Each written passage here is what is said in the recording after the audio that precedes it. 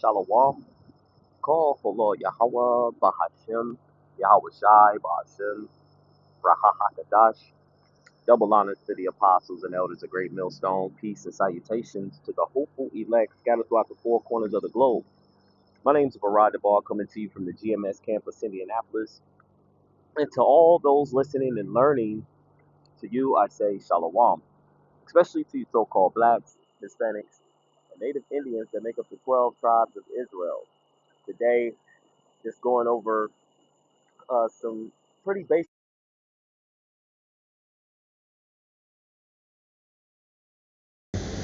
as far as being brought, you know, don't should learn how to control their spirit, especially when we're in the world and the times of evil.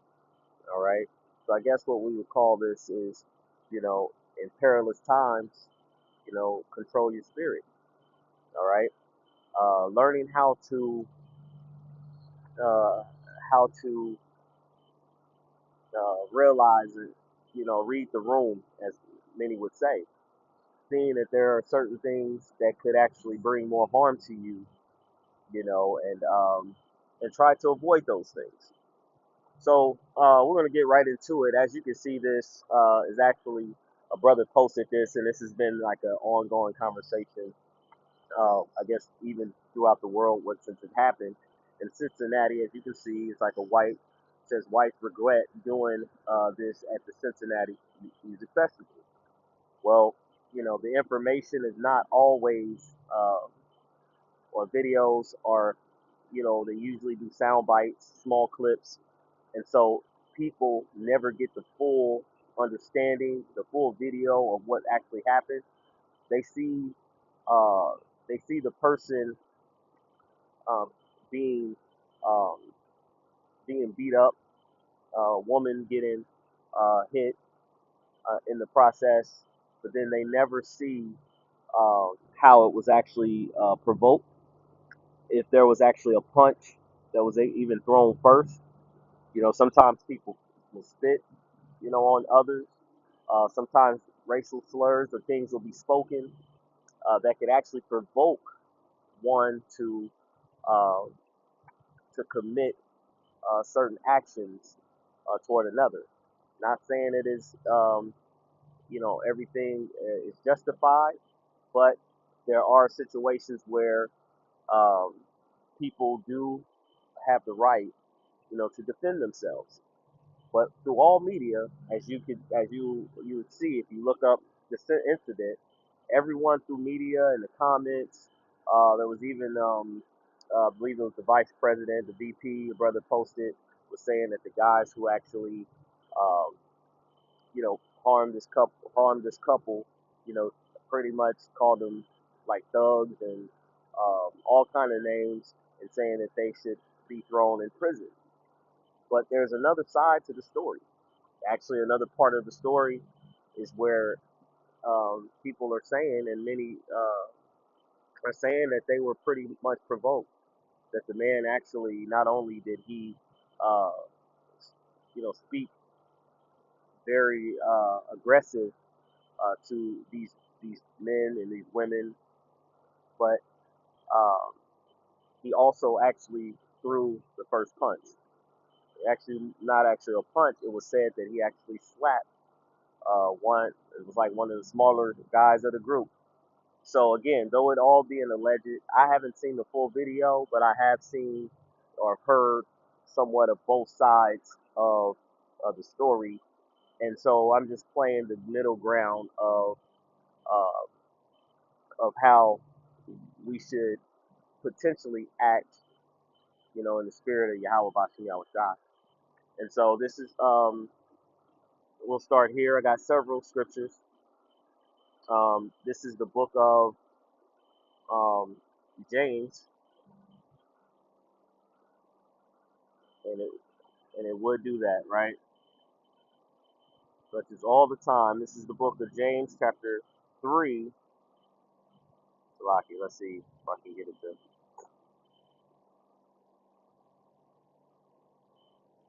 All right, let's see if I can get another one to show. Okay, this is Proverbs chapter 30. verse 33. It says, surely the churning of butter, surely the churning of butter, the churning of milk bring forth butter. Wow. And the wringing of the nose bring forth blood. So the force of wrath bring forth strife. So when you actually are um, speaking to someone or coming aggressive towards someone, um, whether they are scared or not, even animals, if they are cornered, right? Even animals, if they are cornered, have the tendency to actually bite, all right, scratch, right? When animals are cornered or anyone that is got their back against the wall, eventually, there will be a strike, especially if they're being pushed a certain way. All right. So we have to be careful on both sides, um, to be able to recognize the situation and get out of it. All right. And not be the one to provoke. You can use your words a little bit nicer. We'll get into that. James. This is James chapter 3, verses 5, the KJV. Let's see if I hit the search and it'll bring up the KJV. Might have to come back to it. Um, yeah, this acting really strange all of a sudden. This was Proverbs 30 and 3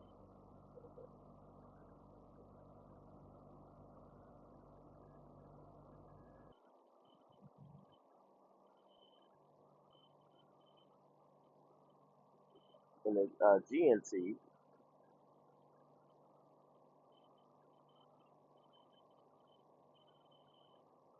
I have many scriptures, but this is just what happens. Proverbs 25 and 28. It says, "He that have no rule over his spirit is, is like a city that is broken down and without walls." So if you can't rule your spirit, um, you know, have discipline, then you make yourself vulnerable. And then, there is a scripture I'm gonna go into, even that much the more you make yourself vulnerable when it comes down to when you add libations, when you add alcohol, wine, beer into the mix. And then some others will include different forms of drugs, okay, in the mix. And so it will cloud your judgment, have you saying things and doing things that you would not normally do. For the man who slapped that guy, it was him by practically with a few other couples, but it was um, multiple. Just from the view, it was several different men that was from the other group.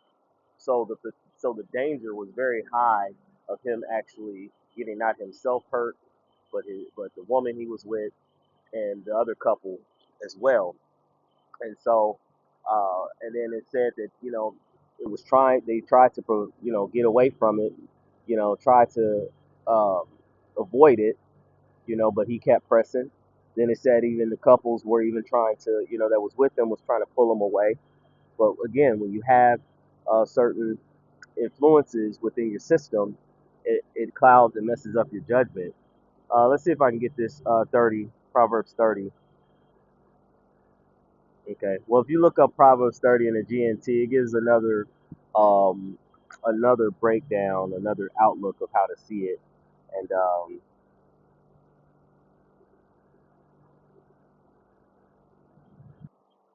but then we have Timothy chapter 3 verses 3. It says, um, and this is just the spirit of the Lord, of a man of the Lord, how they should be. It should be not a covetous, a boaster. Um, but then one that he mentions, if you go into First Timothy chapter 3 verse 5, 3 through 5, he talks about not giving to wine, all right, to not be in excess of wine, and a lot of times, a lot of fights, injuries, shootings, unalivings, even car crashes, things of that nature. It all a lot of times steers back to some particular influence within the body. And a lot of times, and again, this is not medical information, but a lot of times people are on prescribed medications that will actually cause certain hallucinations and evil thoughts and things of that nature. So um, it's a lot. And so let's see. I wanted to get this. I got that one. Proverbs chapter 20 and 1. It says, "Wine is a mocker, strong drink is raging, and whosoever is deceived thereby is not wise." First, when it comes down to uh, the wine and drink, the wine goes into philosophies and doctrines. If you actually start to get yourself caught up in any way outside of the way of Yahweh Bashem Yahweh Shai, um, it will actually you being deceived, and it will actually in the end, you'll be the one doing what such as what these people are doing, speaking perverse things, which could be false doctrines, but then we're gonna keep it to the actual physical part. Whereas that you're saying things out of pocket, you're being very disrespectful, unruly. See, the scriptures gives us discipline, and it shows us these things, and the Lord puts it in our spirit on how we should conduct ourselves. I'm gonna pull up something going further into that, but let's see if I can get these other two to come up really quick. All right, so they didn't come up in Salakia. I've been having situations with my phone for quite some time, but in any case, the Proverbs, this is Chat GPT. This is Proverbs 20 and 1. It says, "Wine is a mocker, strong drink is raging, and whosoever is deceived thereby is not wise." And so got the meaning. It says the verse is a warning that about the dangers of alcohol, particularly its potential to cloud judgment and lead people astray. So they were at a festival, and what happens at these festivals, especially here in America, is a lot of food and alcohol. And then you incorporate the drugs. Then you incorporate those don't have the spirit of Yahweh Shem Shai. So you have those that are looking to steal, some that are looking to commit adultery. It's all kind of forms of wickedness that is happening and going on. But it says the breakdown: wine is a mocker. Again, we're talking in the physical sense. It says wine can lead a person to act foolishly, arrogantly, right? It was a very arrogant move to stand amongst all these guys and speak boldly like he had and aggressively like he had. It says it calls in mockery either by making the drinker mock others or by making them a target of ridicule. And right now, that's what's going on because of the things that he did. He calls for a lot of other actions to happen. It says strong drink is raging. Stronger alcohol beverages can provoke aggressive and uncontrolled behavior. The word raging implies the stirring up trouble, conflict, and emotional outbursts. That what happens all the time in these lascivious parties. Okay, where people are reveling, thinking to have a good time, and then the spirits jump on them and they become complete demons. So whosoever is deceived thereby is not wise. There it says those who are misled or influenced by alcohol to make poor decisions are acting foolishly. It doesn't just mean being drunk. It can also refer to trusting alcohol for comfort, confidence, and escape. Now, um, I asked it a question, and I want to go down to jump down. Well, let's read further. It says the proverb reflects the general theme in biblical wisdom literature to call to self-control and clear thinking. It is not necessarily condemning alcohol, because you can drink, you can have your drink, your wine, your strong drink, all right, but you have to do it in moderation, and you have to do it around you know people that are of sound mind, right? Those who really keep the commandments of Yahweh Bashim Shai. And if you do, just keep it light and very moderate. If you happen to be out, because you go to a bar, you might go to a restaurant and have you a beer, have you a drink. All right. And it says it's not necessarily condemning alcohol outright, but it is highlighting the risk of being deceived by the effects.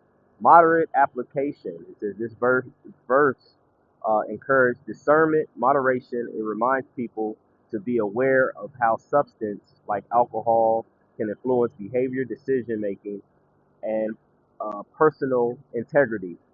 Yeah, because even women, a lot of times, be having men at home and under the influence of drugs and alcohol, they go out to a party, they have these girls' night out, and before you know it, they've been what they call in the world bust down. They done gave it up, um, or they and don't even. Sometimes they black out and things that happen to them that they don't even remember the next day. And likewise with guys, but that happens a lot when it comes to uh, them preying on people preying on women. And of course, I myself have gone to college, and we've heard of many of those things happening to people within the campus. Um, and so that's a lot of things that go on. You have these parties, and everybody drinking, having alcohol. They're very young, inexperienced, undisciplined, and so these things happen. And so um, it says here, I said, could this also mean false doctrines? It said, yes, that's a thoughtful interpretation, and you're not alone in considering that Proverbs 20:1 could have a symbolic and metaphorical application, being just literal alcohol, false doctrines, as you can see, deceptive teachings, right? So that's what I was saying in the previous. All right. It says wine is a mockery. Just as wine can cause someone to lose self-control and become a fool, false doctrine can lead a person to mock truth, become spiritually arrogant, and the Lord, pride and arrogancy in an evil way, the Lord do hate, right? And reject sound wisdom. It seduces the mind, offering a false sense of understanding or superiority. So the things in which Esau Edom has taught the world, people in this world, about the history and all of those things, um, uh, like in Wisdom of Solomon, it talks about how